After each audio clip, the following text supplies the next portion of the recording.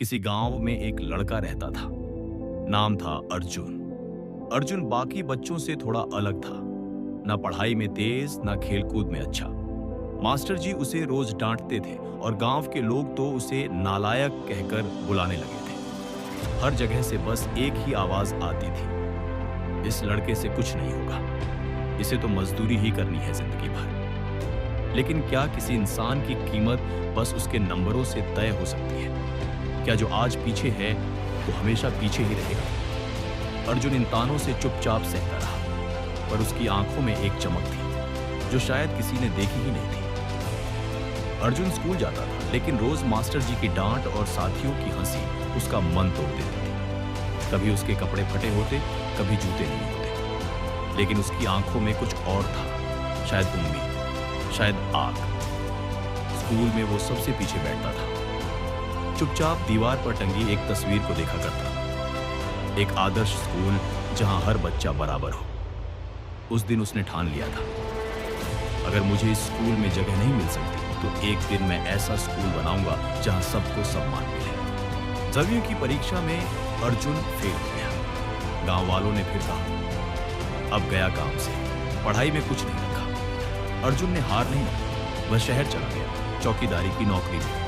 दिन में काम करता और रात में फुटपाथ पर बैठकर खुद से पढ़ाई करता। जब सब सो जाते, अर्जुन पढ़ता। कभी खिड़की के बाहर से स्कूल की क्लास सुनता, कभी लाइब्रेरी में बिना रजिस्ट्रेशन किताबें पढ़ता। वो नालायक नहीं था, वो बस एक मौका चाहता था। धीरे धीरे अर्जुन ने 10वीं, फिर 12वीं और फिर बीए की पढ़ाई पूरी की। लोगों को यकीन नहीं हुआ, अर्जुन वो नालायक ग्रेजुएट बन गया। लेकिन अर्जुन का सपना इससे कहीं बड़ा था।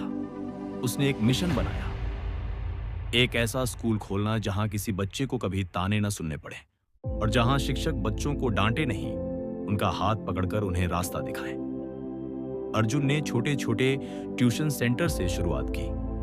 खुद पढ़ाता, खुद साफ सफाई करता और खुद ही चाय बनाता। शुरुआत में कोई नहीं आया, लेकिन एक दिन एक गरीब महिला अपने बच्चे को लेकर आई। बोली, सुना है तू पढ़ाता है, मेरा बच्चा भी कुछ बन जाए, बस ये चाहती हूं। अर्जुन ने उसकी आंखों में वही चमक देखी जो कभी उसकी आंखों में थी। धीरे धीरे अर्जुन की क्लास में बच्चों की संख्या बढ़ने लगी। उसने एक पुरानी टूटी बिल्डिंग को किराए पर लिया और शुरू किया ज्ञानदीप स्कूल। ना कोई डेस्क, ना कुर्सी, ना ब्लैक बोर्ड, लेकिन बच्चों के चेहरे पर उत्साह था। अर्जुन उन्हें पढ़ाता नहीं था, उनसे जुड़ता था, उनकी कमजोरियों को समझता था, उनकी ताकतों को उभारता था। 5 साल में उस छोटे से ट्यूशन सेंटर ने एक बड़ा रूप ले लिया। अब स्कूल में लाइब्रेरी थी, कंप्यूटर क्लास थी और सबसे बढ़कर सम्मान था। और फिर एक दिन अर्जुन अपने गांव लौटा। अब वो वही अर्जुन था, लेकिन सूट बूट में, आत्मविश्वास से भरपूर। गांव वाले दंग रह गए। अर्जुन, तू वापस आया, अब क्या कर रहा है? अर्जुन मुस्कुराया और बोला, जिसे आप सबने नालायक कहा, वही आज एक स्कूल खोलने जा रहा है। इस गांव में एक शानदार स्कूल बना और उसका नाम रखा गया नालायक ज्ञान मंदिर। लोग चौंक गए, बोले, ये कैसा नाम है?